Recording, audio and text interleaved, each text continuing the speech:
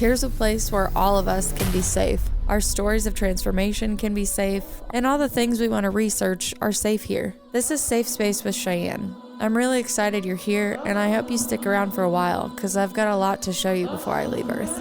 I love you guys. Hello, my friends. Welcome back to this very special information episode.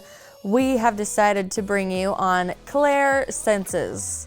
I was figuring out who I could soundboard with on this, and I ultimately had, there's so many people that I was like, I could do this episode with them or them, but I was like, I have a metaphysical ambassador in my back pocket that I've known from the beginning of my awakening experiences. Her name is Shawntelle. You might recognize her if you listen to my older podcast called Spiritual Smorgasbord. She came on and gave a hell of a rundown on how to overcome all of your traumas. But today she comes on to discuss Clairsenses and many of the blocks that we have. What are Clairsenses? Do I have them? Am I capable? We kind of get rid of the whole Hollywood-esque theme about how, it's generationally passed down. It is generationally passed down to some, and if you are lucky to have the veil open generation after generation, I wish I was one of you, right? Because I came into quite the dick punch of an awakening to find out that all the things that I really admired about the Hollywood tales that were given to me, we can actually all access. So Shawntelle is a Reiki master, psychic medium. She's a crystal healer. She's a spiritual life coach, I guess is the best way you could say it. She has SEK, Southeast Kansas Medium. She also is the owner of Crystals and Woo Woo Necessities, traveling around the Midwest to pop-ups, fairs, festivals. I know I've been privileged enough to work alongside with her doing all of that crystal work. I usually get 3-day events with her that feels like crystal and Reiki training, while I get to learn all of the new stones that she brings in from all over the world. So today she's going to join us, and we're just going to go back and forth about not only some older channelers that we've fallen in love with in our journey, but some of the hiccups we've come up against on our journey, and what it feels like to channel in the first place, and how do you know what clairsense you have.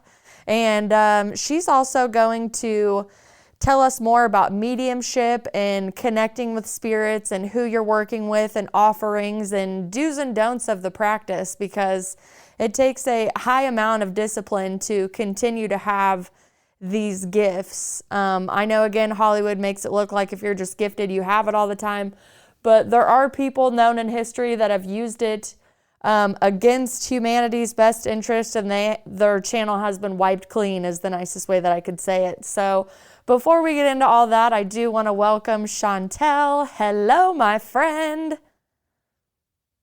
Hello. Thank you for having me. I love any opportunity to help others. The reason I do the work I do is to help other people with whatever they need help with, whether it is talking to loved ones, healing traumas that they've had, finding crystals that help them, teaching them tarot. I teach 72 different metaphysical classes, and it's continually growing on a day-by-day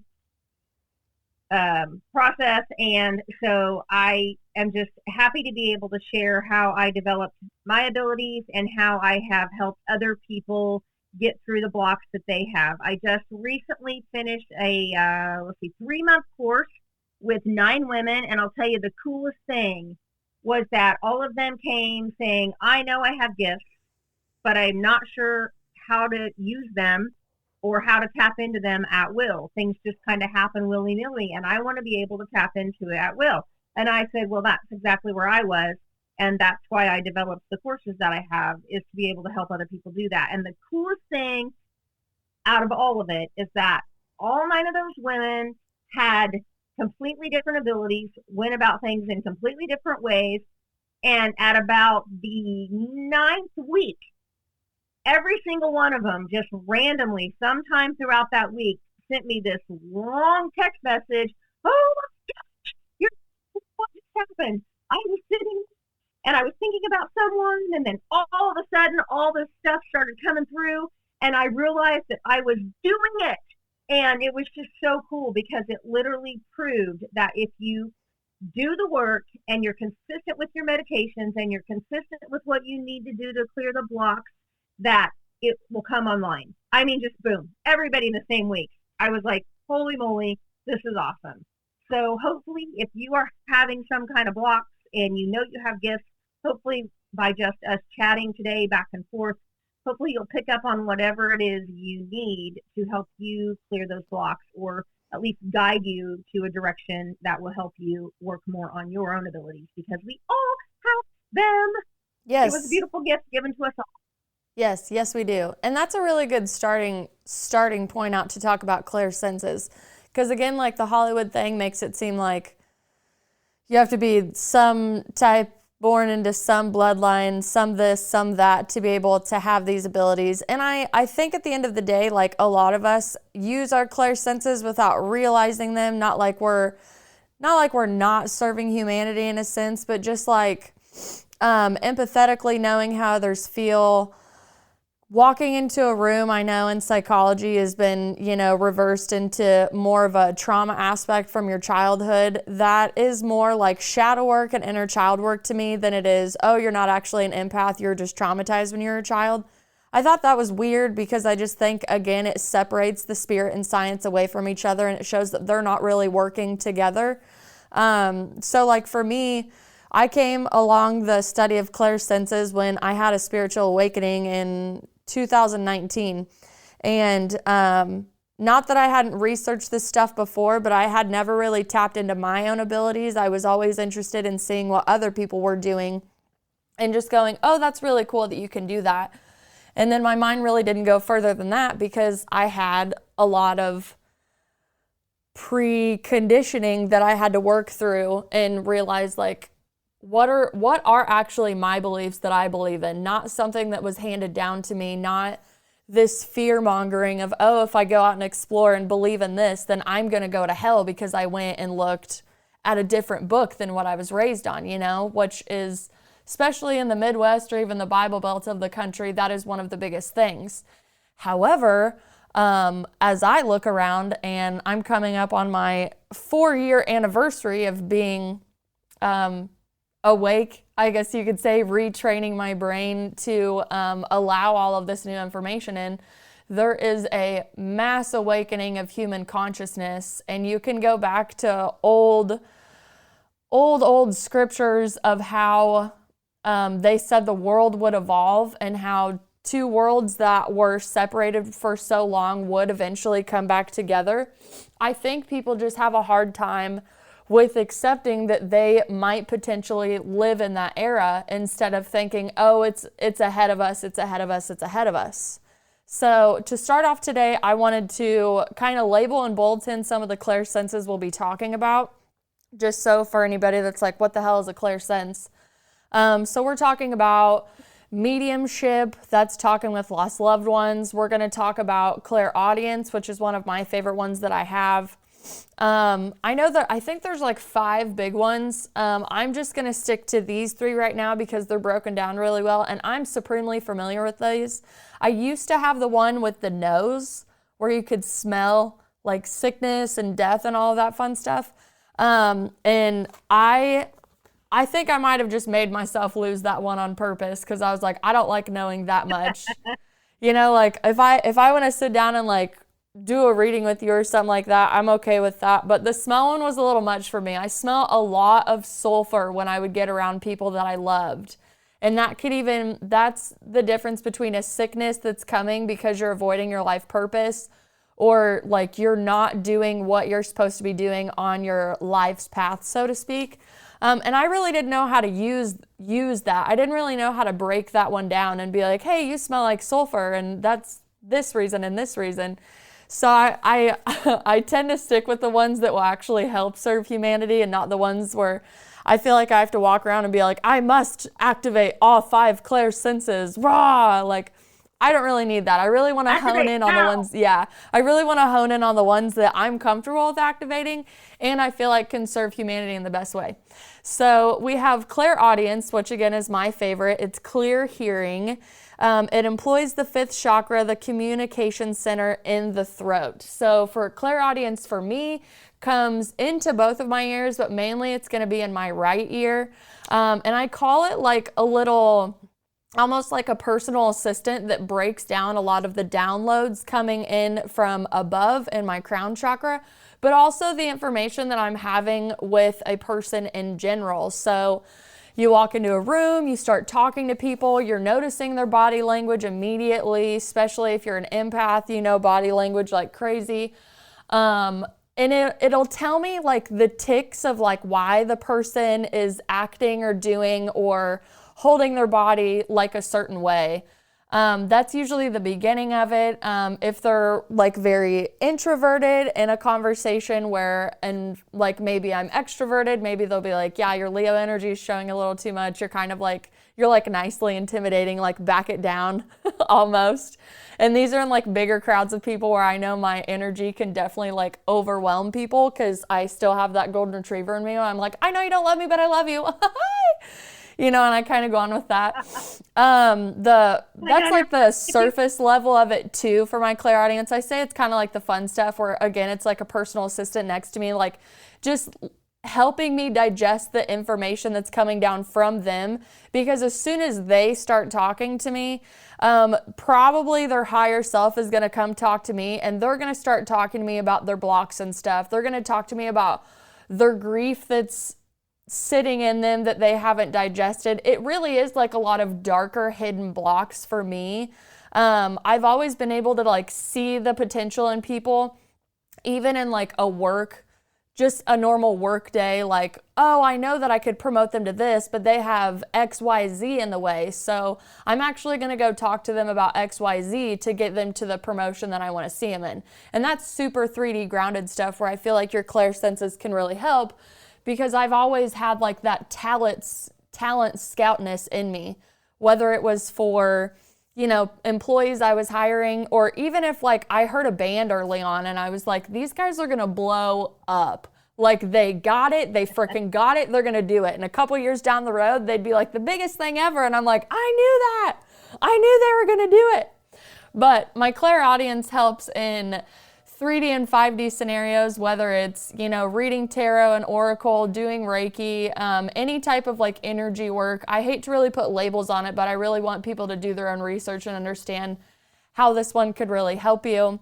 My clairaudience kicks ass when I'm doing tarot readings or oracle. I use the cards as a buffer between my channeling because a lot of my readings are just like an intuitive talk with you, and the cards are going to guide me on like where we're really going with it.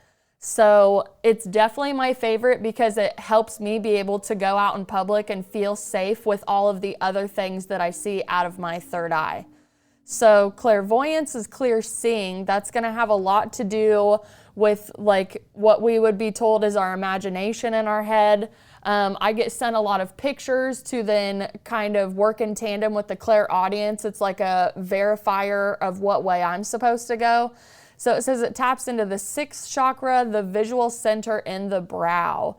So there are certain crystals that I'm sure you could recommend to meditate on with it on your third eye. On all of these, we have plenty of crystals all over the world that are able to, they don't have magical powers in them. They have channeling properties that hook up with your energy centers to then push all of those blocks out. I know there's a lot of misconception the bigger crystals go that you don't have to do anything but like hold on to the crystal and like have no intention about the situation. Intention is everything in all of these practices, and we'll definitely get into that later. Clairempathy is my biggest, I would say. It's one of the ones that I felt like was a curse in my younger years, but I was also that person that you would call if you had a problem, if you needed another perspective or you just kind of needed a shoulder to cry on.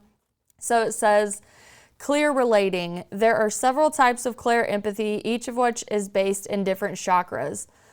So you have physical empathy, which is sensing others' physical energy in our own body. That's going to be the first chakra. You have emotional empathy, which is feeling others' emotions inside ourselves, which is the second chakra, which that's the one that would take me down when I would go in public. You know, like you're feeling good, you're getting ready to walk into the building, you're like, yeah, I got this.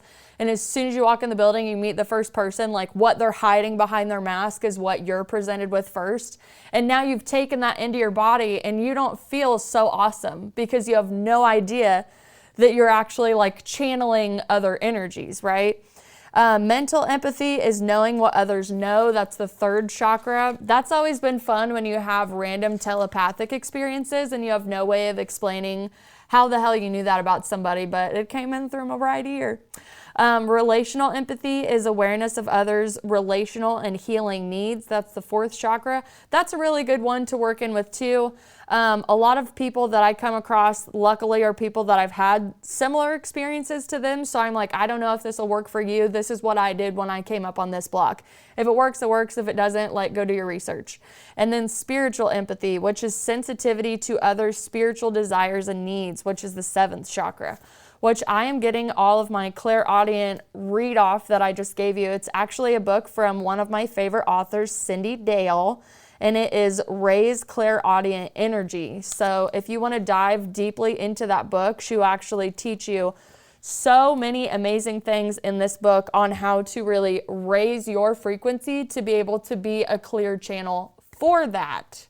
So you have all of these abilities and more. So what is your take on like how long you actually had clairaudience and when you actually came into the embodying and using it and trying to really put your own on and off switch on it, like use it at your will is what you would say?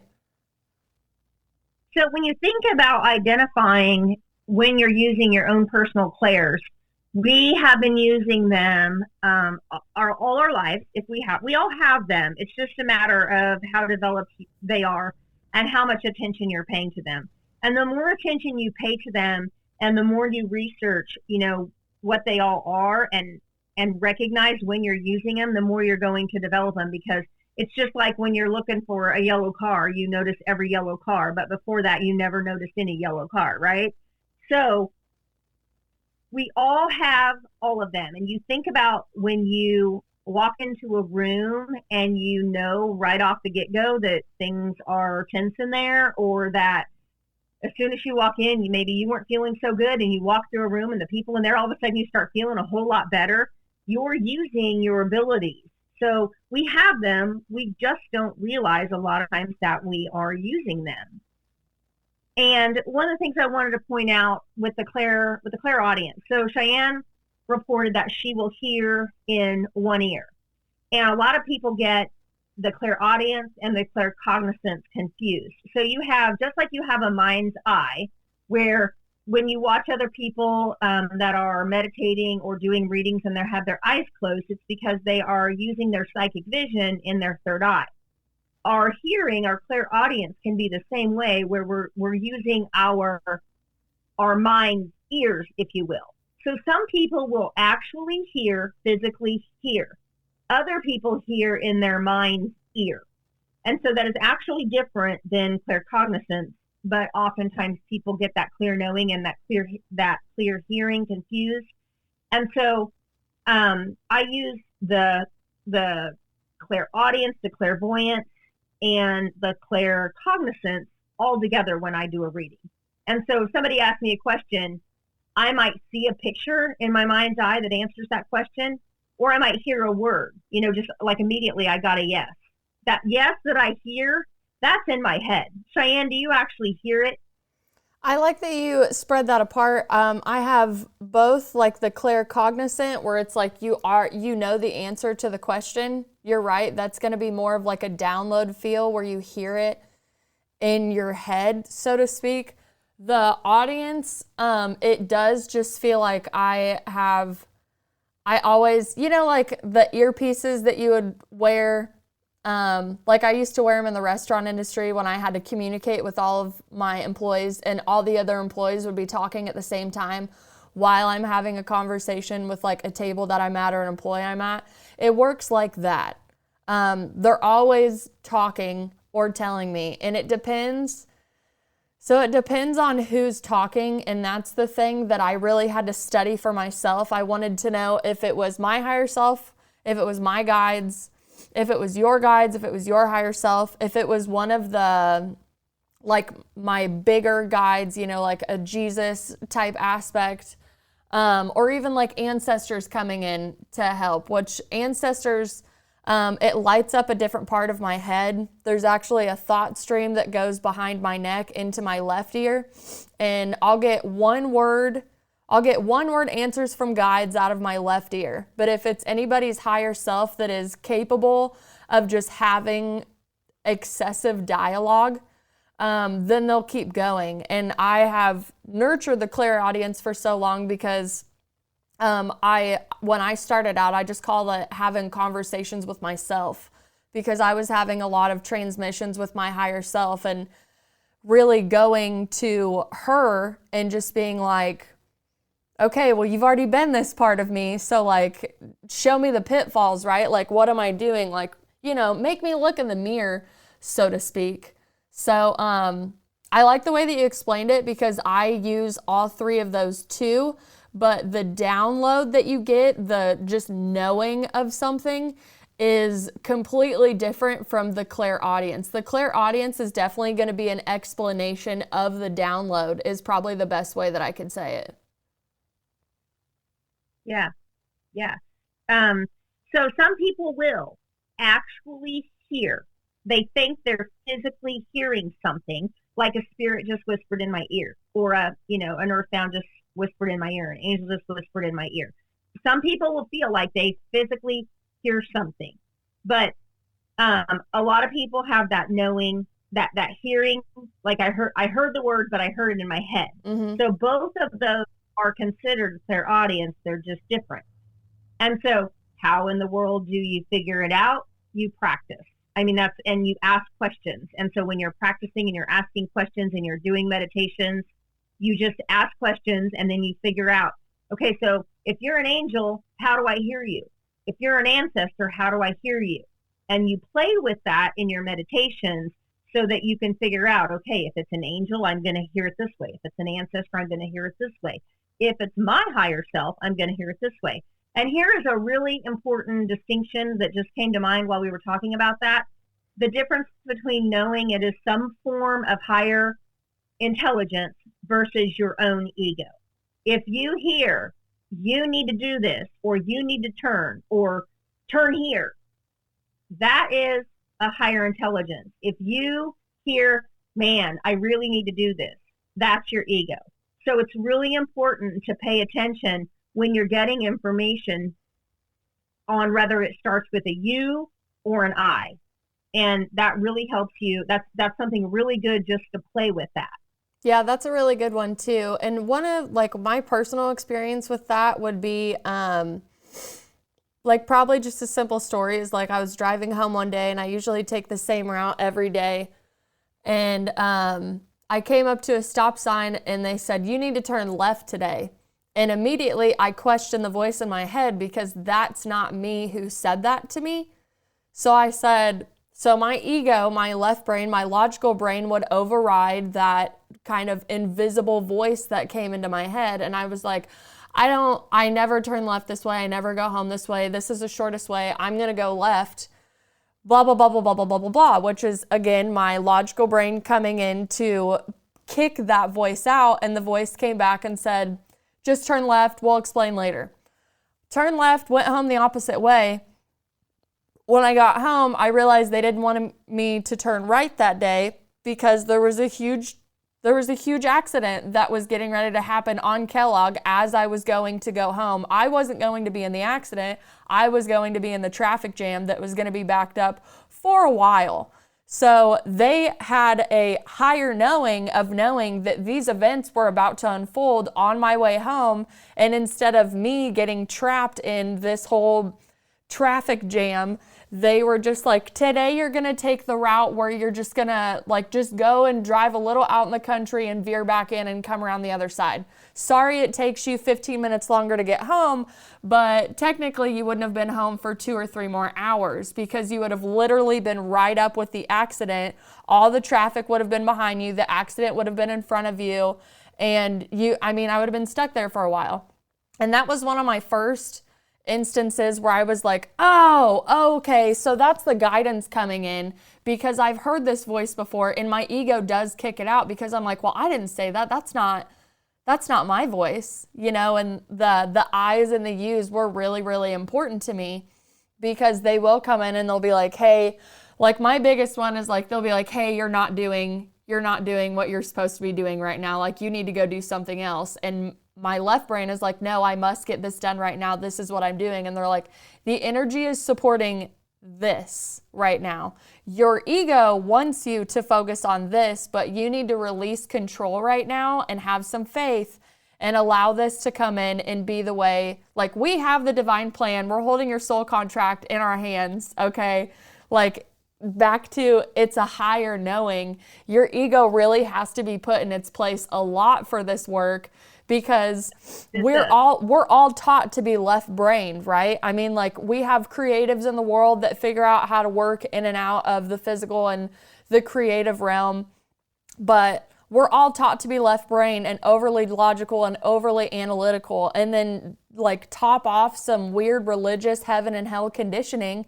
And you're like, well, if I go against this logical brain, then like I might go to hell. Oh, that can't be something good trying to help me, because all spirits were, deemed bad. So yeah, I've definitely had like my trial and errors with it, but you're right, like sitting down and meditating and getting comfortable with those. I know one that Connie taught me was, your guides will come in different colors. She goes, so do you see colors in your meditation? And I was like, oh yeah, especially when my breath work, it's like, you feel like that vibrating sense almost, like you're really connected. And that's like my frequency raising up to meet them. They can only come down so far because it's so dense and sufferable down here. It's really hard for them to come down. But when I was able to raise my frequency, I would think back to just probably the last 2 or 3 meditations I did. And I go, oh my gosh, yes, right when I hit my breath work, I'll get like blues and purples. It'll start out. Like for me, it was like following the chakra basis. Like it would start out, I would start seeing red, then I would see yellow, then I would see orange and up. I wouldn't see the green until after I had seen the purple and the blue. It was kind of like coming into unison with, or unification of unconditional love is the best way I could say. So I started studying colors with it too, because I could tell like which spirit guide was present based on like what colors I was seeing. And then as soon as like I'm believing and accepting this energy and this message, even in color that they're giving me, then I'm allowed access to more information. So just like in Reiki, like if I went to somebody who didn't believe in Reiki, didn't accept it, if I went to go try any healing modality on them, whether they've given me consent or not, but if they don't have the belief or the intention to believe that this is possible, it's not going to work. Like there's nothing that you can do that's going to trump someone's free will like that, where you're like, okay, well, I guess you're a harder case. Maybe you should go to somebody else. Like it's very important to have consent and understanding and belief in all of those things to allow the information to come through both of you. You, a channeler, is a healer, bringing the divine energy through your body to the other person, but it's up to the person to receive. If they do not receive, they're not going to feel the full abundance of that channel that they supposedly want. Mm-hmm. Mm-hmm. So, so we kind of, touched on so clairvoyance and the clear seeing. I'm going to go back over kind of the things that you mentioned, because you had kind of asked me how they work for me, because I use all of them. And so on the clear seeing, of course, you just touched on that, on seeing the colors, and you relate that to different guides and things like that. And I use the clear seeing a lot of times in combination with the clear feeling when I want to know which guides are there, because when an angel comes in, I get a tingling, like in the shape of angel wings on my back. And then when I say who's here with me, I will both hear which angel is here, and I will see a color in my third eye that matches that angel. And then, so that's one of the ways that I use that. And then another thing is when I'm working, channeling energy to someone to do healing, when their body reaches the state that it is now in a healing area, like healing has begun, like I've worked on it. And so they kind of tell me when it's time to move on to the next thing. They'll start showing me green and purple. All right. So that is a lot of healing energy. They'll start showing me those colors in my third eye. And then I always just then set that intention that the healing in that area will continue until it's done what it needs to do. And I'll move on to the next spot. And so those are a couple of ways in which, I use the third eye, the colors in the third eye. And also sometimes if a person needs work at a certain chakra, I will see that color in my third eye and know, that that's the area that I need to start at. So one of the things you have to become very familiar with are what all those colors mean. And so you can ask, who is this? What does this color mean? And it may or may not match the actual literature, but most of the time when you go do the research, you're like, oh my gosh, I started seeing this color. And I heard that it was Archangel Michael, and that's his color. Or you might say, I heard that I needed to work on the root chakra, and I was seeing red.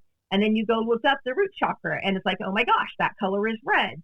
And so 99.9% of the time, what you hear matches up with what you're going to find in the literature. But that's how you learn, and that's how you provide yourself with the confirmation that what you're doing is accurate. And another thing on the clairsentience that I wanted to point out, so that is your clear feeling. And let's talk for just a second about all of you empaths out there. So Cheyenne touched on the different types of clair empathy, which is your clear feeling. Those of us, almost all of us that do this work, are incredibly empathic. So we're going to feel everyone's everything. I feel the trees crying when they're burning. I feel the grass crying when it's being cut. I feel flowers crying when they start to wilt and they need water. But just the same as I feel, I just went on a vacation and there was 4,500 people on this cruise ship. And when I would walk past someone who was really having an issue, I would just start crying. And I would have to step aside because I want to touch a little bit on the ability to block how you feel everything a little bit later. But I was using this vacation as an opportunity to just feel everything. I wanted to feel everything. That was part of my vacation.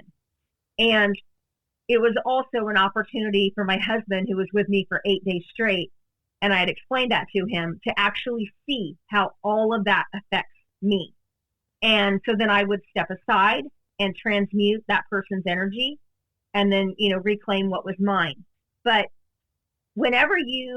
so I have very, very chronic fibromyalgia, and a lot of people who do this work who have been through certain kinds of trauma, because that's part of your preparation for the work that we do, or they end up with fibromyalgia just because they've literally felt everything their whole life, and their nervous system has been on overload their whole life, and it comes to a point where their body is just like, ah! And so then we have to start healing that. But with the clear feeling, I recently had a client that I was working with who everything we tried to help her develop her abilities was not working. And I knew she had abilities, and I was getting really frustrated with myself, because my motto is, if my student isn't getting it, I'm not doing something right. So I keep changing whatever I'm doing, because my job is to help that student. So one day we were doing this meditation, and at the end she said she didn't get anything. And I was just like, I wanted to just throw my hands down, and I'm like, what do you mean you didn't get anything? And she goes, well, I just felt this and I felt that. And I'm like, wait a minute. Yes. clairsentient. But all along, she was looking for that knowing or that seeing. And I guess I had failed somewhere along the way in, really explaining the clear feeling. So I ended up going and just combing YouTube, because since I use all of the clairs together, I had never tried to isolate that clair feeling. So I went and combed YouTube, and I found this really old meditation that was just on the clairsentience. And I laid in my recliner, I put my earbuds in, and I said, okay, I'm turning everything off except the clairsentience. And then I would feel all of these things in my body, and then I would use my clairaudience or my, my claircognizance to say, what is this? What does this mean?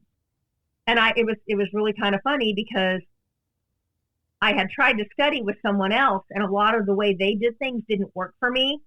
And when I did this meditation, everything matched up with the way that person was telling me they read. But because I was using everything all together, it never really worked for me. So then I realized, okay, the right breast means my right breast got really hot. And so I'm feeling this, and I'm like, what does this mean? And then you got the answer. And then my left breast got really hot, and I'm like, what does this mean? And then my right butt cheek got really hot. And so I went through this whole thing. And so then I went back to this lady, and I said, listen to this meditation. I think it's your answer. And then she did that meditation, and then everything just started developing from there. And so sometimes I think we have to just really try to look at each one of those senses and really analyze, which of course I said that earlier, but really analyze, how are we getting information? And then using your mind to ask, what is this feeling? I'd like to interject. What do you have to say about that? Yeah, I have something to interject, because a bunch of fun pictures are popping up as you were talking. So I understand what you're saying when you talk about like certain parts of your body lighting up to explain the download of what you're supposed to translate to people, basically. So for me, it's studying your energy bodies first, not just like your auric field, but understanding where the information downloads first, and the fact that our physical bodies are supposed to be able to translate it for you. But where does it download first? I know, again, I really like stress going and researching what the energy body is, what it's capable of holding. My biggest things are focusing on trauma, because there's a lot that our conscious bodies and our conscious minds have not processed, but it is held in our energy body and then eventually downloaded into our physical body.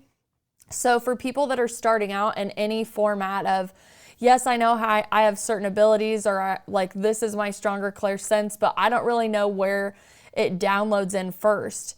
It's already been downloaded through like your auric field, penetrated into your energy body. Now it's downloaded into a side of your brain. Each part of your brain corresponds to a part of your body, and it's a messenger system to your physical body. So like in that state, I mean, even if you were giving a reading, like if your breasts light up with somebody that just got over breast cancer, that could be a way that your body is telling you, hey, they just had a trauma in this area. It's going to show that chakra color in your mind, but then you are going to have a conversation really quick with whatever guide or whatever audience is coming through to like validate, right? Because I know that there are people out there that as soon as they get a download, they're like, this is the answer. But sometimes it comes down in breadcrumbs. So you're just like, okay, why is my left breast lighting up really bad right now? Like, does she have a lump I'm supposed to tell her about? Is there breast cancer in the family? Is there something generational that's clogged in there? Was there something that subconsciously downloaded in that part of her energy body that she didn't know? Because then you get to go into very grounded research of like face mapping and meridian line mapping, and you can go through Chinese medicine. That's one of my favorite ones to use for energy body, like meridian lines. India and any yogic practice has nadis, NADIS. I talk about them constantly. They're my two faves to go through. And you can go through and find out why you have a pain in your body here, why you have a pain in your body here. And that's just for you clearing out your own channel. Because if you have blocks, I mean, I know there's people out there that always have their senses turned on all the time, and it's like a constant. And like there's people that don't, I guess, obsess about clearing their channel the way that I do, because like I don't want any chronic diseases in my body. I don't want to work with people and not be educated enough to where their problems get stuck in my body and downloaded into me, because energy transference is a real thing. You can just look at like auric fields are the best way to explain like you walking by people. You're going to walk by people and we're transferring energy all day long. The invisible force field around all of us, whether we understand it's there or not. And again, like you could be in a really great mood and one of your friends comes over and their life's freaking falling apart. And by the time she leaves, she's fucking great. And then when you leave, you're completely exhausted and you feel like you've actually taken on her venting her negativity into yourself. And well, that sticks on you and it's not fun, right? So, I mean, yes, definitely talking about protection will be a great thing to add into the episode because that's definitely needed with anything in energy. But understand that, like, don't be scared that it's going to get stuck into you because that's another fear frequency, right? You have to understand if it downloads through you, you can picture it moving through you and out through your feet and ground that back down into Mother Earth. Like, I always have like a big selenite. I always picture a really big selenite underneath me in any energy work I do, in any energy circles that I practice in, and any prayer circles I'm in, and any meditations I'm in. As soon as I close my eyes, no matter how wonderful the practitioner is, I always protect my energy around good people, around negative people, and around any dangers that could possibly be out there, because I don't want any of that trapped through my body. And if those energies are going through me without me knowing, at least I know that I'm empowered enough to clear those out of my body. And these are just everyday things. These aren't like Reiki experiences that I'm just talking about. This is like if you walk up to someone and someone in Walmart is mean to you, like picture a big white bubble around your body and send that person love from your heart. As much as like you would just rather like show her who's boss, you know, it's like it's much better to take that unconditional route, that purple color, that pink color, for those that like to see colors in your mind, because that's the ultimate weapon. Like that is the sword and the stone that's going to go and conquer anything. There's nothing better to work with in the world than the frequency of unconditional love. So even like I've had time to study, and I believe like that's why episodes are out here like this, because there aren't people that have time to go through hundreds of articles and books and all of this. I'm so thankful that that's my job, and it's yours too, to develop your senses and teach your students. But if you get a download and you have to go research, that's one thing. But if you take that student-esque path on your own to understand like, okay, they talk to me in this way, so now I'm going to go learn at least what like all of these chakra colors are, so I can understand what part of the body they're actually aiming me towards. The more human, tangible books that you can read and put in your mind, that's going to be better communication for you and your guides, and you and their guides, and anybody that you're working with. That information is only going to go so far in your human brain, and if your logical side hasn't even picked up about it, that dude will come in and act like a bodyguard and be like, nope, get out of here, get out of here, get out of here. And you're still blocking yourself, but you need that really big connection with your body and understanding what the hemispheres of your brain are here to do for us. What side is masculine? What side is feminine? So then you can understand if the masculine side is coming in to knock everything down that the feminine is trying to digest on that hemisphere of her brain, you got to be like, okay, calm down, ego and left brain. Like, here's what we're trying to do today. And you do kind of have to, I know talking to yourself is just like, oh, you're crazy, but like you have to talk to yourself. You are in charge of your body. You're in charge of your mind. And at the same time, you're still in charge of what your soul is trying to tell you and dictate for you. So those were probably the biggest things that I saw in there, is like, when I was a beginner, I started off with really wanting to dive into chakras, understanding what the energy bodies were. That led me to more of my passions, to understanding yoga at a deeper anatomical level and even an energy body level, and seeing how they really all work together, because there's a huge misconception in the world that spirit and science don't work together, and very grounded information cannot have anything spiritual in it. And I know that we're definitely turning a huge corner for humanity in that, but I have come across so many people that would still like to separate it. And it's not that I can't learn from them by any means. I just understand that spirit and science must go together. And we are spiritual beings with a protective coating of a physical body, which, you know, take care of your temple and all that fun stuff. However, it's translated all over all the theological books over time. Taking care of my vessel is still a warning system for me and a warning system for those downloads to come in. And that was very powerful for me because it helped me embody my clairsenses even more.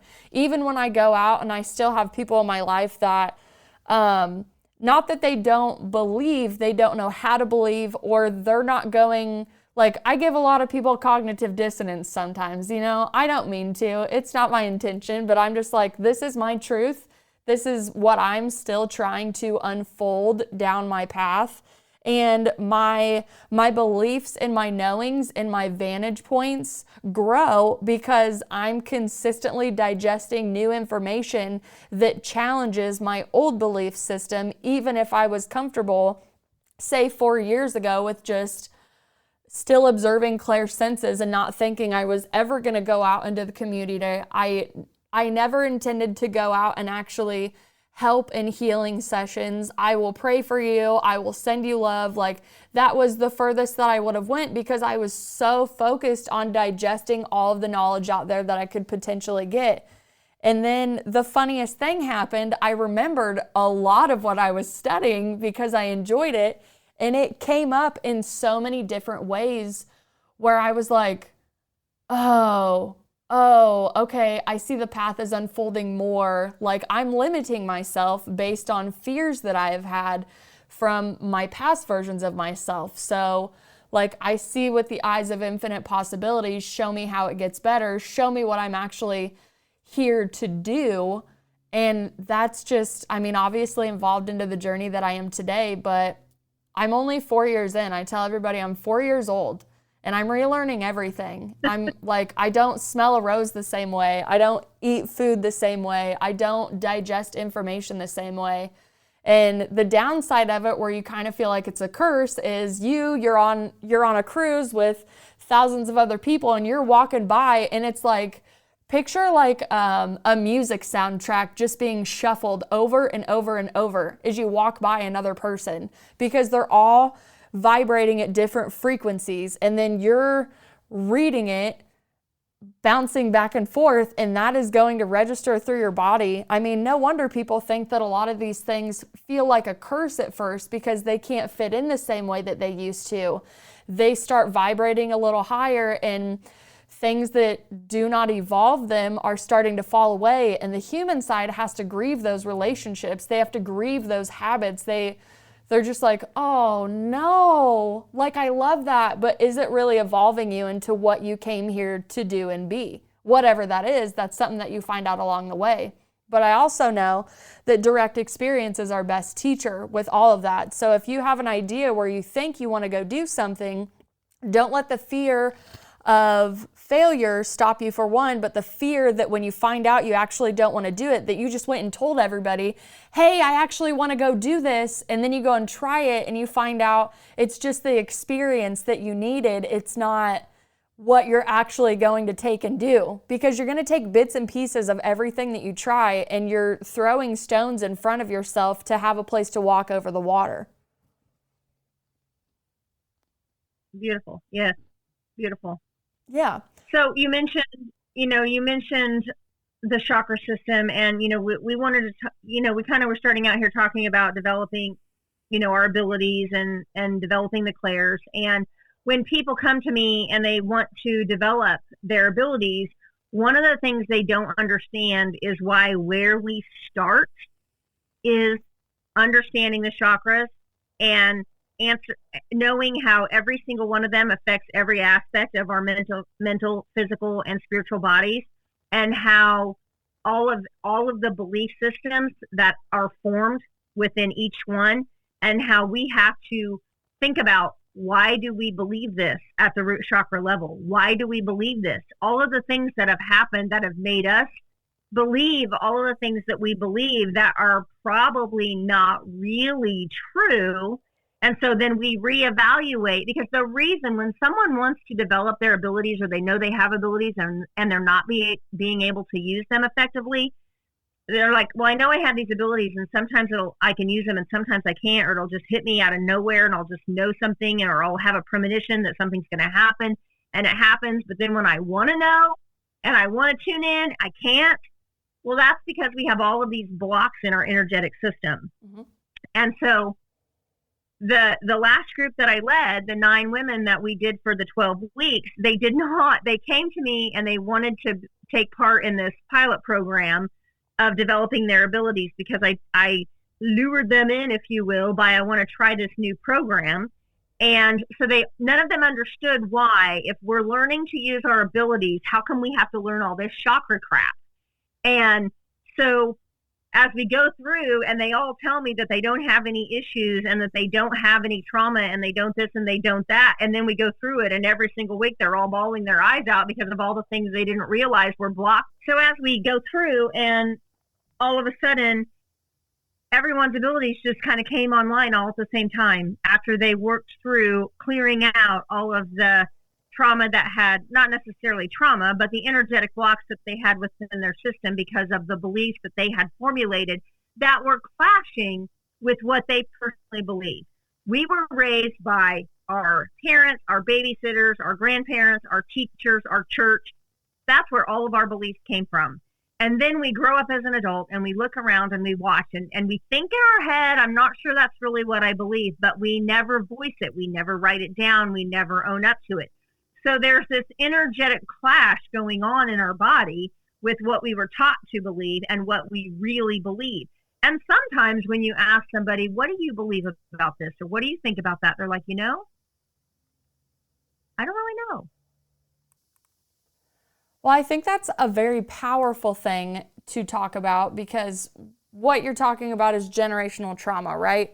Not just generational trauma, but generational programming, and us having the free will and ability to question everything that was presented to us, whether it was the parental figure, the babysitter, whoever gave us these ideas that this is who we are, this is what we believe, and this is what we're supposed to do with our life. You really do have to go in, oh my gosh, and go through all of that. And I think one of the most heartbreaking things about it is to really look at the people who gave you that information and go, well, where did that information come? Like, where did you learn that from? Okay, well, I was taught by this person. Okay, well, where did they learn from? And you kind of have to, it's like a little mystery, and you have to go back and find out where it came from. And like my beliefs and my ideals definitely conflict with what I was raised in. And it's not that I don't believe anything that they taught me. I just decided to go back through remembering what they taught me to see what actually identifies with me. And I think, with that, we have to give ourselves permission to grow and evolve, because what we were taught, we may learn. I think what happened is there became a point where this is what you believe and this is what you're going to believe, and there's no other way. And then now we're in this new generation of people, and we're like, but we know more. And our parents were not allowed, if you will, or our grandparents, whoever, to say, but I don't believe that because there's evidence that this is real. And then maybe we believe that, and then we experience something else, and we're like, oh, wait, there's more. I used to believe this, and I used to believe that, but now I believe this. And people are so afraid to say, yeah, I did say I believed that. And I did at that time. But now I know more, and I believe this. And so I think it's really important to give ourselves permission to believe what is truth to us and what we have seen as truth. And the conflict that goes on between what we were taught to believe and how we thought it wasn't okay to believe something else for fear of upsetting all these other people, that energetic conflict is what prevents us from being able to actually channel what we need to channel. We have to be a clear channel, if you will, in order to be able to channel spirit. And so if that's ultimately what our goal is, if that's something we want to be able to do, we have to do the work to clear out our own channel, if that makes sense. Yeah, it absolutely makes sense. Because, I mean, you still want to, like, fit in, I guess, is the blanket statement that I could use for that. So when you start going against the common theme, the agenda, the norm, or even like what your family believes, like if you're going to sit at a dinner table and you're with a bunch of Christians and a bunch of people that have their beliefs on even what clairsenses are, how they're utilized, if you are utilizing them in a way that's outside of their book, it's not always the most comfortable feeling at that dinner table. You know, sometimes they'll like make fun of you and say condescending things. And I've had this happen before with family, and it's not like it didn't hurt my feelings because I expected more out of them with how, you know, godly they act like they are and non-judgmental. Right. But I also had to remember, I'm like, they literally have not studied any of the stuff that I've studied. They have studied this book, that's their way, and if that's what they came to do and like that's their soul path to only have this belief, who am I to come up and try to break your constructs down just because I need to feel more welcome and understood? I know that it's always been a superpower of me wherever I've went, where if that's what you believe, great, then that is your path, to each their own. I'm not going to sit here and try to be like, oh no, your beliefs aren't right. This is what you should actually believe. And if you do believe it, then you'll fit in a lot better with us. Like, I've always been the black sheep. I call it rainbow sheep of the family now. And I mean, tie-dye sheep, I get you. Yeah, the tie-dye sheep. And yeah, just recently in the last couple holidays, I've come into really embodying who I am as a person, what my beliefs actually are, and what I'm here to do. And even the clairsenses that I have, and they don't believe in anything like that. If you brought up chakra at this dinner table, they're just going to kind of look at you like you've gone too far, kid, and you're a little crazy and you need help, you know? Yeah. And I mean, that could just rival us into the Jesus talk that we were having before we recorded, where I was like, I think it trips people up that are in their religious boxes when I'm like, yes, I can read tarot and oracle. I can do intuitive readings. I can do a Reiki healing if that's called upon. I definitely plan on continuing my studies far past Reiki, but that's where I am, and I'm really excited to just dive into that info. But I said, I work with Jesus. I talk with Jesus every day. When I meditate, I talk to him. When I'm, scared, I talk to him. Before my daughter goes to bed, she's like, what if the monster gets me? And I said, well, if you're too scared to get up and come into mom's room, you just say, Jesus, come help. We have our own prayers. We have all the things that we say, but I think there's just so many boxes that only Jesus can be in, and Jesus isn't allowed in certain parts of spirituality because of the way that Christianity has been taught to us, and even the things that have been pushed out of Christianity. And I do believe that Jesus taught reincarnation. I do believe that he taught us about karma. I 100% believe he taught us about letting God do his job on Judgment Day. And I say God is his because that's why I was raised, so that terminology is still in me for my beliefs. I love the Father, the Mother, and the Son. You need a mommy and a daddy to make a baby, plain and simple. If it goes far past me and that's just my human brain not being able to compute anything higher, I've always believed the Holy Spirit was the feminine, and due to a lot of my research, I've seen the suppression of the feminine and the destruction of the feminine in so many different belief systems that there's only one conclusion for me, that, you know, why was the feminine suppressed? That's not this episode. I'm literally just breadcrumbing it because that was one of the biggest things that I found in a lot of my research. I was like, okay, we have all of this feminine power. We have this understanding that the man protects the woman in the physical and the woman protects the man in the spiritual. But now when the women are starting to be spiritual, the men are like, oh, that's weird. Like, what is that? And I'm like, look back at seers. Look back at the way the emperors and empresses used to. Like, they didn't come to the king for the knowing. They came to the king to access the queen. The queen advised the king, and so on, emperor, empress.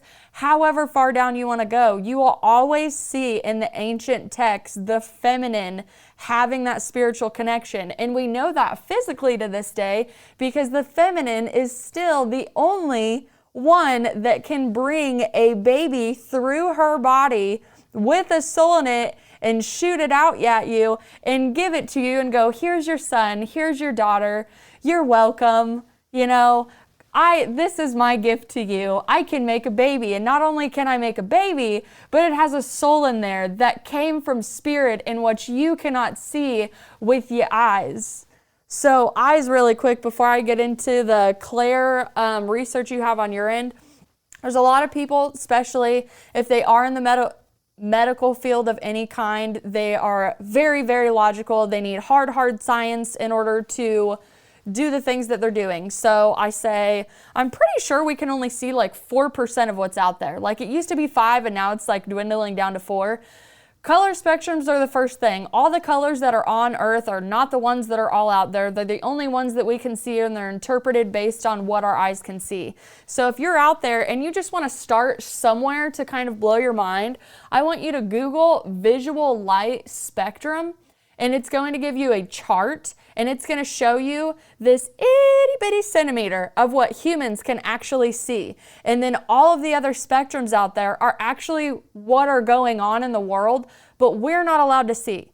Imagine looking out into like the telephone pole and being able to see the electricity that pulsates off of those and wonder, like how high the frequency is, what color the electricity is, all of that stuff. All of these things are around us. They are happening. Wi-Fi and Bluetooth are a big one. Like, you've never wondered how that shit doesn't work without cords? You know, like it's just like, shoom, it's an energy and it's just going out there.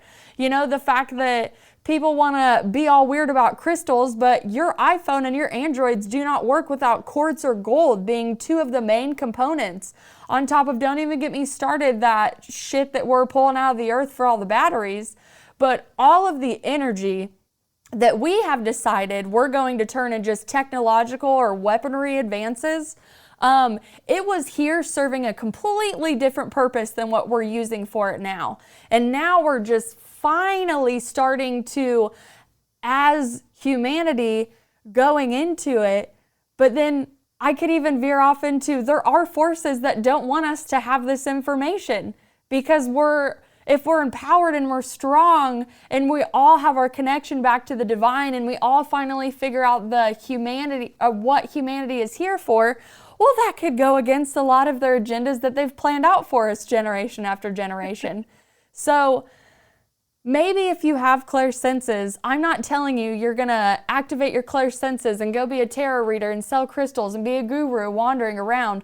You could just be the nurse that's 10 times more empathetic and knows how to help her I don't want to say clients more, that's not right, but the people coming into the hospital more.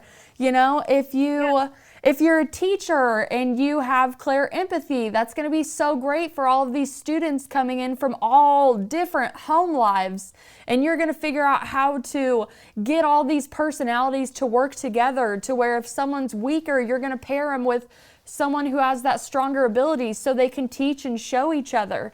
You know, we are really all mirrors for each other, but I do think one of the scariest things about the awakening, as far as the way that spirituality is sold to us, is that, okay, well now I have all these senses, so like let me sell all my stuff and do all this, and you know, I'm just gonna go quit the 3D world, so to speak. And that's not really the thing. Like, we all still have a place. And yes, there are people that they weren't serving their life's purpose. They needed that egotistical journey. They needed that ego to succeed. And then when their ego was full and they're still just like, everything's like meaningless, like what's going on? It's just like, this is where you tap into the spirit. And I think so many of us, especially after 2020, were just completely catapulted into an awakening that we didn't even realize was going to come to us, because we were so busy doing all of these pre-programmed, capitalistic, my only, what am I trying to say? Like, my only reasoning is for profitability, right? The only thing you know about me is my job. My job is my identity. My house is my identity. My car is my identity. And that's one of the biggest things that I've found people pulling away from and really struggling with, because they do want to be a part of mainstream society, but they don't have such a shallow take on it than, before they were awake, is probably the best thing I could say. Shawntell's over there just like nodding her head. She's like, yeah, I know. The law of agreement. Yes. At work right here. Yes. Law of agreement. Yeah, I mean, it's not easy. I think that's the easiest thing to say. You could sway between like blessing and a curse, but it's all divinely guided. And we are in the age of Aquarius, where it's the age of information. It's where the truth will rise and the false will fall. But sadly, all of the darkness has to come out like a festering fucking whitehead and a disgusting pimple to come out. And then the healing process is going to begin. So you look around everything in the earth, and there's so many people that are like, oh, well, God wouldn't allow this to happen. And why would God allow this to happen? And it's just like, God gave all of us free will, okay? He's not exactly happy. He, she, they, whatever you would like to call the creator, the source, the almighty. We have free will, and we are paying for what people before us have done. And when does it stop, When do we quit cutting down the Amazon? When do we stop polluting everything? Like, I understand that these things have been in motion for so long, but to have this awareness, to understand that we're killing the very thing that has given us life, and we're disconnected from the thing that loves us so much to allow us to go out and do everything right or do everything wrong, and then still come home and be like, all right, now we're going to talk about this, and we're going to find out why you did what you did, and on and on and on and on and on. I think it just shows how disconnected all of us are as a whole from society, because we don't even understand how someone could love you that much to forgive you for doing what you did wrong and what you knew that you were doing wrong at the time, and you still continue down that path.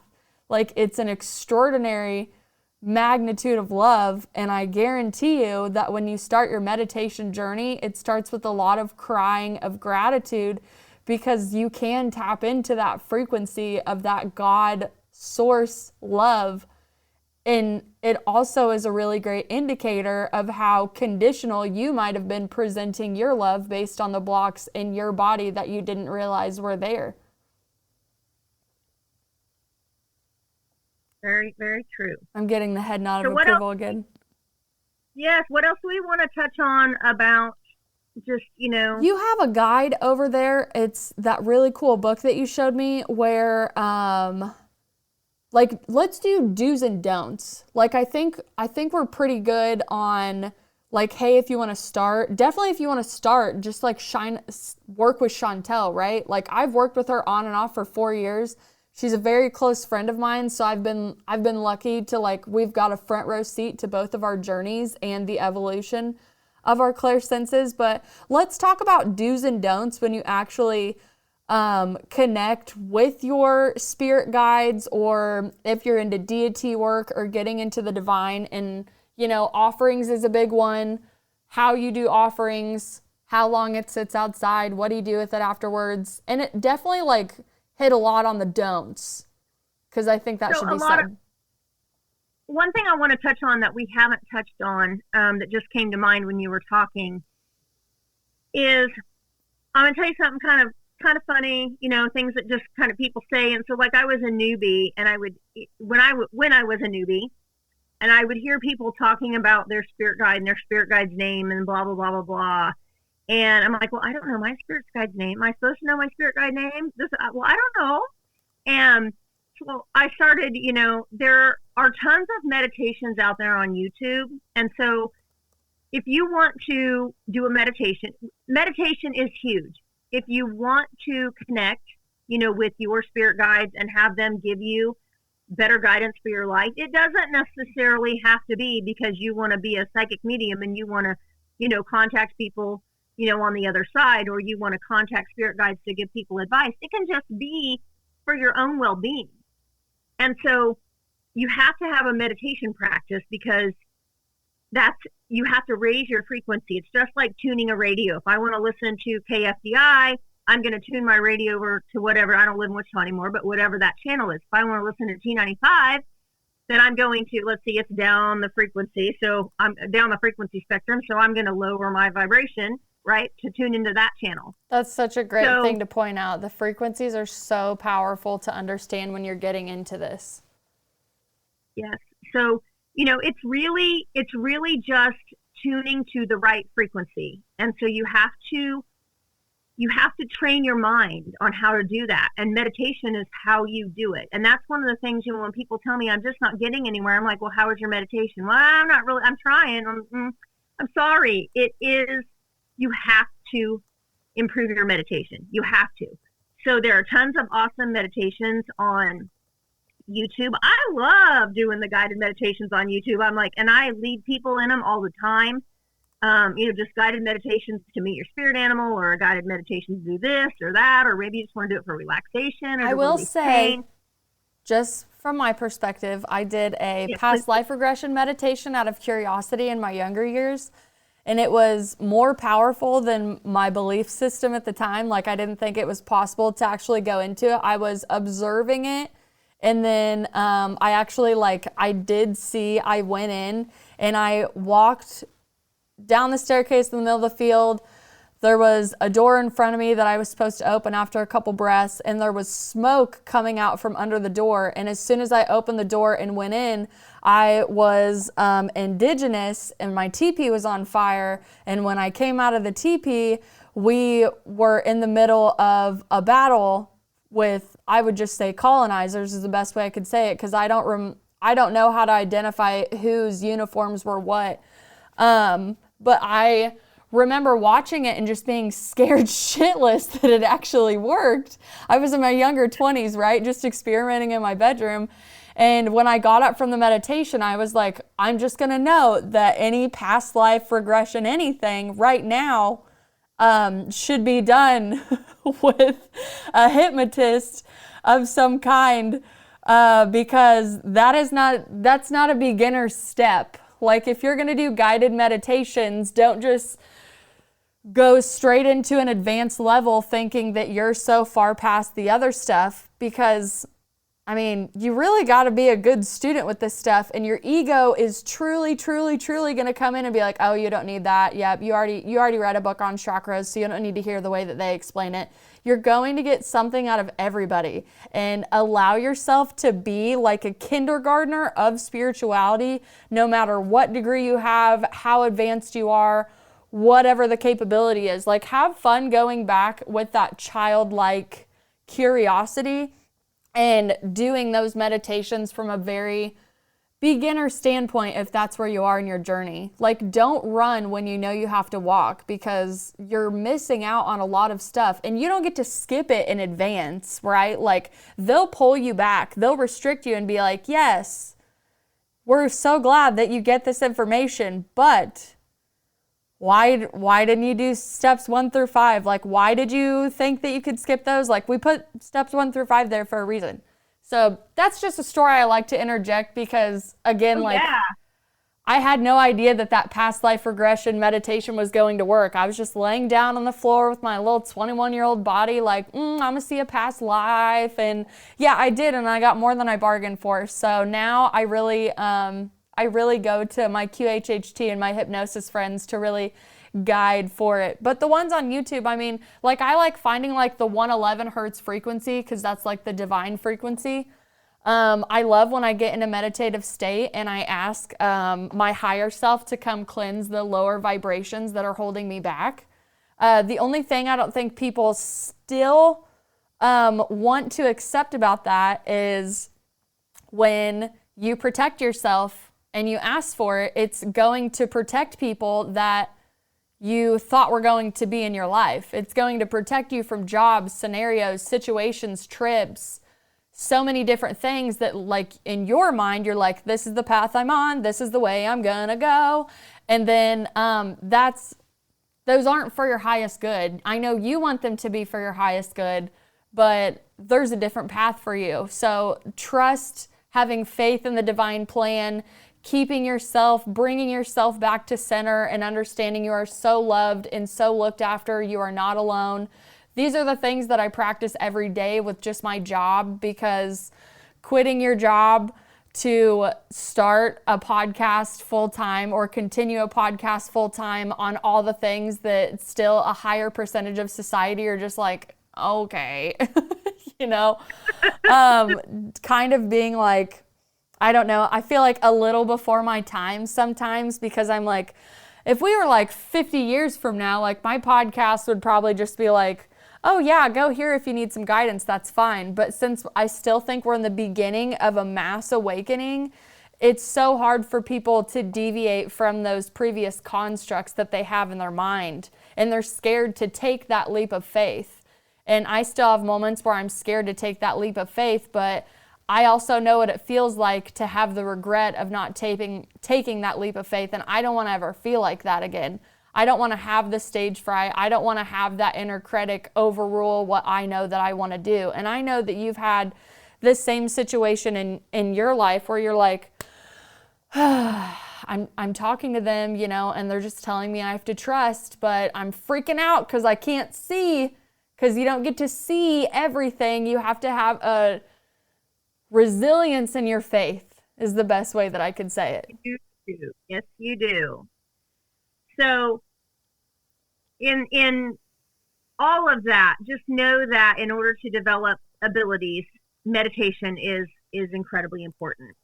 And so I started out talking about the spirit guide thing. And so it bothered me that people would know the name of their spirit guide and I didn't know the name of my spirit guide.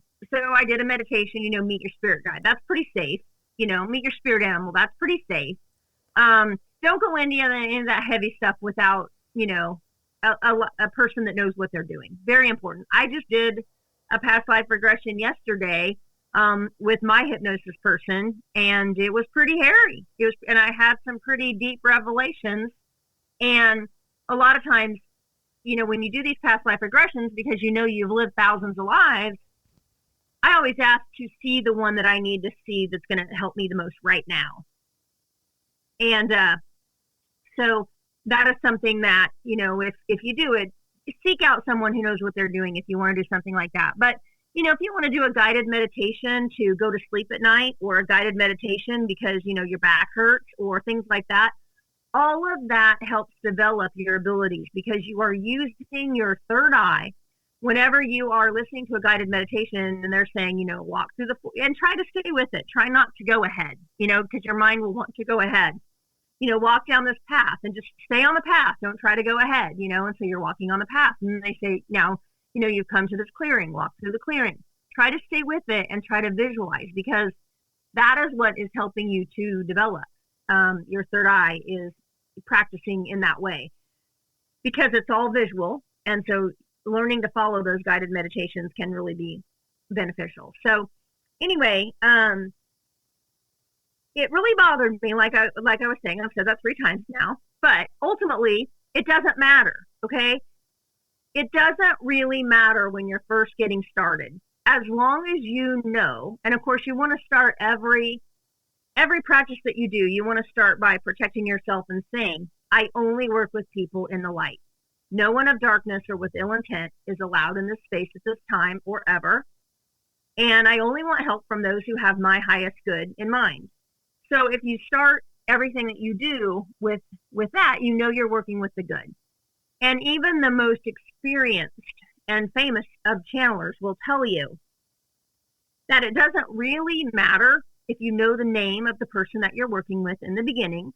Not important. As long as it feels good and you don't feel threatened, it's okay, because you're just developing your abilities. You're learning to listen to people who have, spirits who have good advice for you. So don't worry about that right now if you're new at this. And then a lot of times people think, well, aren't spirits dangerous? Well, they can be. I mean, they can be. That's not a lie. But you always want to just make sure that it feels right to you, and that you're not asking, you're making sure that you keep everything in the light. And one of the things, and I don't want to step on anybody's toes, I was raised Catholic, I was raised Christian. I still work with Jesus and Mary every single day. But Christianity demonized all spirits. No compromise allowed. And to be a Christian meant to deny other competing spirits. And to fail to do so was a sin, and the price was burning in hell. So as Christianity became a world power, this doctrine was carried over all the earth. And people were taught that spirits who they had previously venerated had in fact tricked and fooled them. So they were taught that, if you listen to a spirit, they're going to trick you and fool them. And the church didn't deny that spirits delivered favors, but interpreted these gifts as containing deceptive hidden costs, hellfire, and damnation. And that all that these spirits were trying to do was get you to sell your soul to them. And I just read that little excerpt out of the Encyclopedia of Spirits by Judica, ILLES. So we know that, many things have been changed, and I won't go into all of that religious aspect at this time. But spirits do not want your soul. That's not what they're after. They want to work with you. They want to help you. They want to guide you. And in return, they want you to honor them. And so no different than you walking into whatever church that you belong to, if you belong to a church or if you were raised in a church, with the statues of all of the different religious leaders, whether it, was Jesus or Buddha or...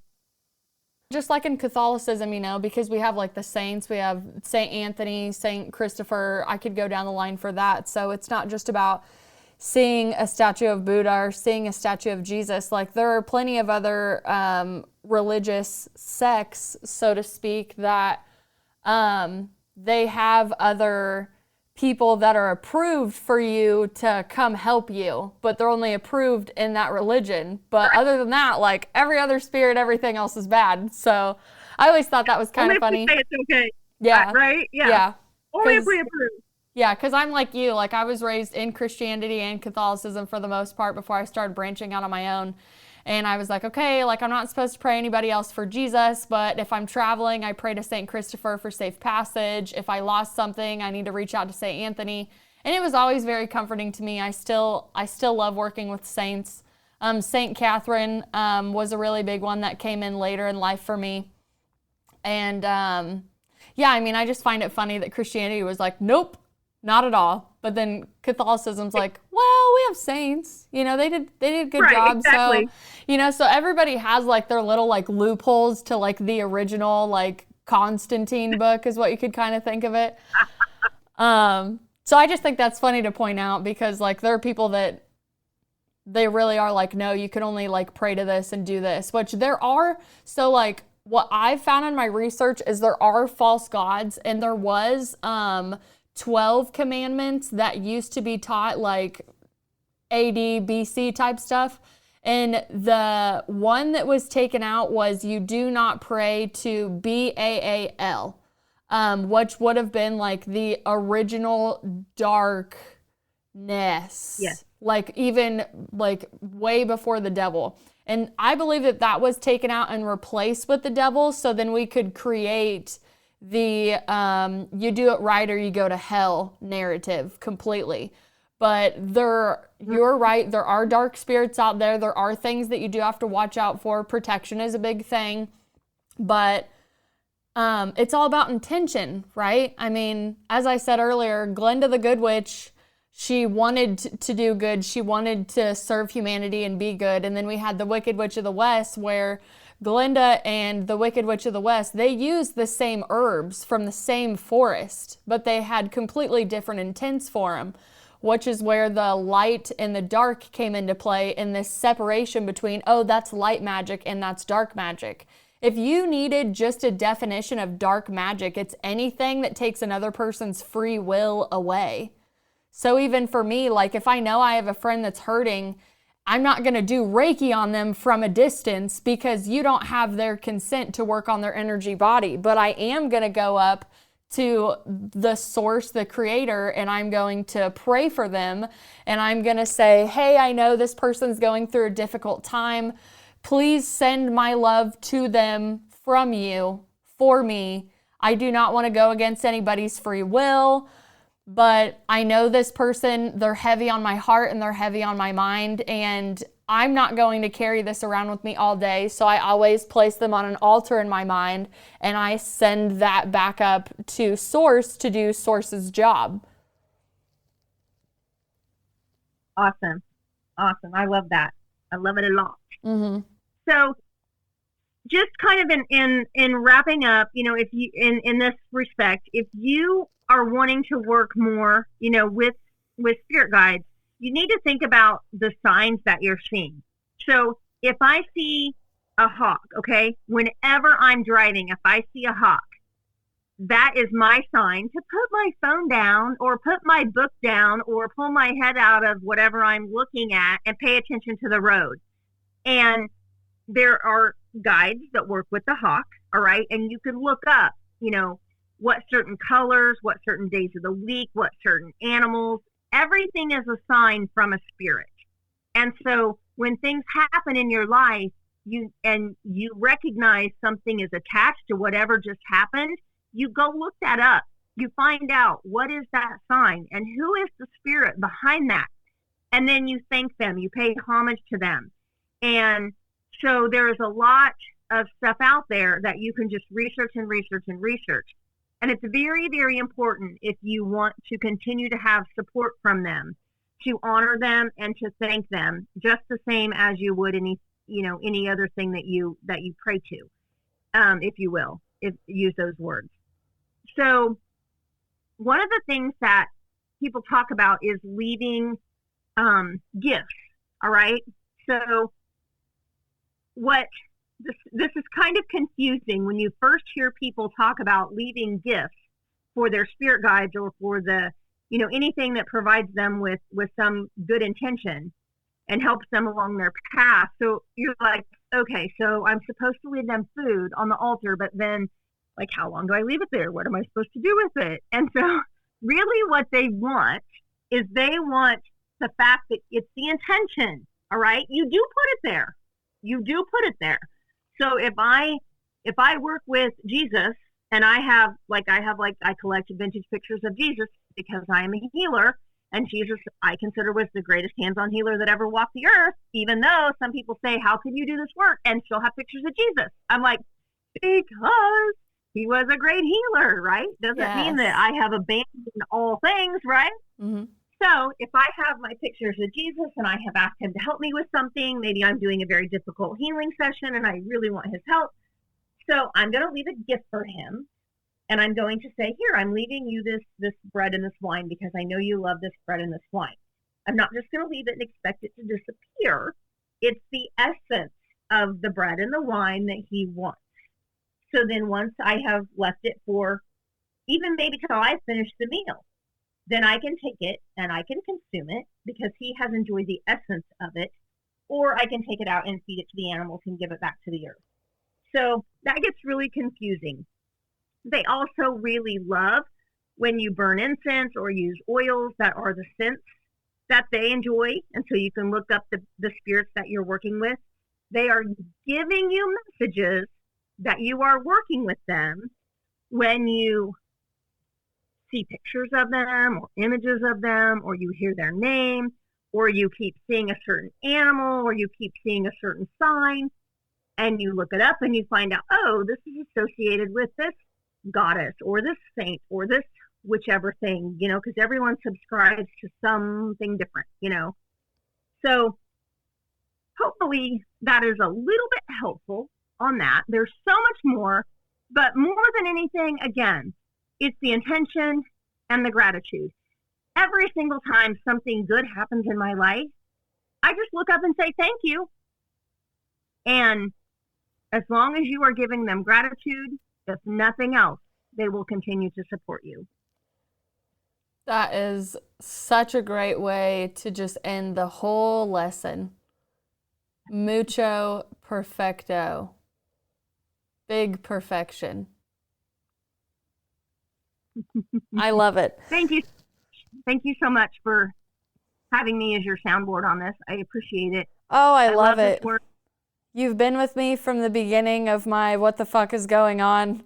So I'm just glad that we're still together doing this. And again, like I said, I've worked with you in many ways. And for anybody that wants a trusted guide to help them tap into that, I highly recommend Shawntell's program. I will link all of her information below for anybody that wants to get in contact with her more. And honestly, I would just follow all of her social media anyways, because she's got a lot of things coming out of the woodworks in the next couple years that you might want to be a part of. So Shawntelle, thank you again for coming, and definitely I'm sure we have plenty of info episodes down the road for us to come back on and talk to each other about. Yes, fantastic. Love to talk about anything, especially with you. Oh, I know. I love it. But hey, you know me. I'm got to wrap up with some music, right? So my buddy Neovaii just dropped a new album the other day without any idea that it was coming out. I looked and there it was. So I picked a track called Karma off of his new album Dusk that just dropped off. So I've got about a minute over here for you. Vitality Exposed is going to bring this clip to you. Don't forget to go give her page a like. Most beautiful concert photography on the planet. And I'm not just saying that because she's a dear friend of mine. I'm saying it because she makes you feel like you're there when you look at her photos. So head on over, click the links below, check out all my other sponsors, and we'll see you on the next episode. Yes, that's what I wanted to say. Love you, Shawntelle. I'll talk to you soon. Love you.